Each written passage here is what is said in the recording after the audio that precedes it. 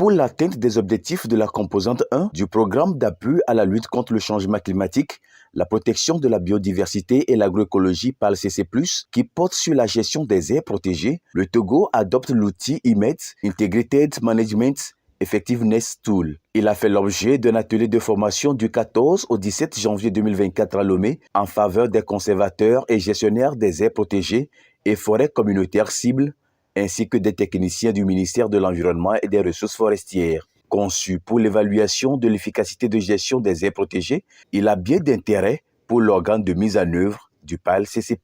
L'objectif, c'est d'abord améliorer la compréhension des éléments du cycle de gestion d'une aire protégée et ensuite savoir utiliser l'outil pour rendre compte des éléments de gestion, et cela va nous permettre de mieux orienter la gestion, de mieux prioriser l'allocation des ressources humaines, matérielles et budgétaires, de mieux planifier, de mieux suivre et de mieux évaluer. La conduite de l'évaluation IMET standard se fera dans 3 aires protégées cibles, notamment le parc national Fazao Malfakassa, la réserve de faune Abdoulaye et le complexe Togodo. Quant aux forêts communautaires qui feront l'objet de l'évaluation IMET Conserved Areas, elles sont au nombre de 2 à Libye 1 et le complexe des mares aux hippopotames d'Afito. De façon précise, cet outil nous permet de pouvoir affiner nos indicateurs du suivi dans le cadre du programme. Et également la composante numéro 1 du programme qui porte sur les actions à l'intérieur des aires protégées. Cette évaluation nous permet de pouvoir prioriser les interventions et de pouvoir prendre la décision pour pouvoir mettre les moyens ou bien les ressources sur les actions prioritaires.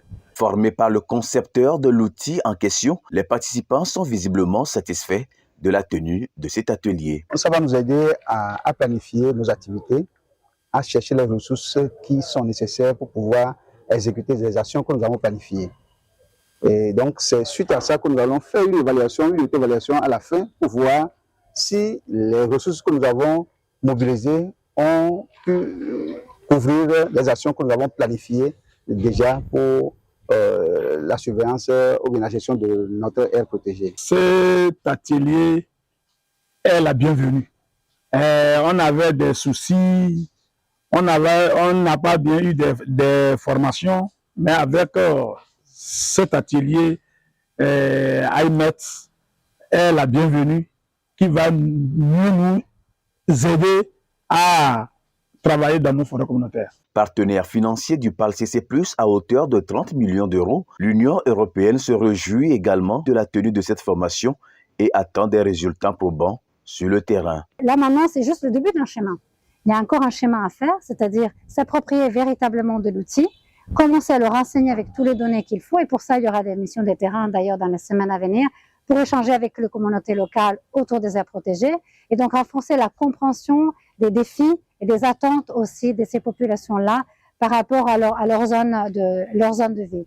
Et par la suite, donc suite à ces échanges, l'outil IMET aidera le ministère de l'Environnement et les conservateurs et les acteurs du gouvernement togolais à bien prioriser et bien définir comment gérer et améliorer la gestion des aires protégées dans les années à venir. L'attente est similaire du côté du ministère de l'Environnement et des Ressources forestières qui invite les participants à une réelle applicabilité des connaissances acquises. Pour cette première étape, donc félicitations.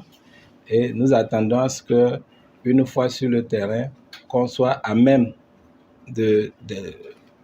d'utiliser l'outil pour apprécier l'état de gestion de nos aires protégées et de voir concrètement quels sont les gaps, les défis auxquels nous devons pouvoir peut-être nous attendre pour qu'à la fin, je suis sûr qu'à la fin, il y aura également l'application de l'outil pour voir quel a été le chemin parcouru. Enfin, les résultats des analyses IMET programmées dans les jours à venir dans les aires protégées et forêts communautaires cibles feront objet d'un atelier de validation à Lomé.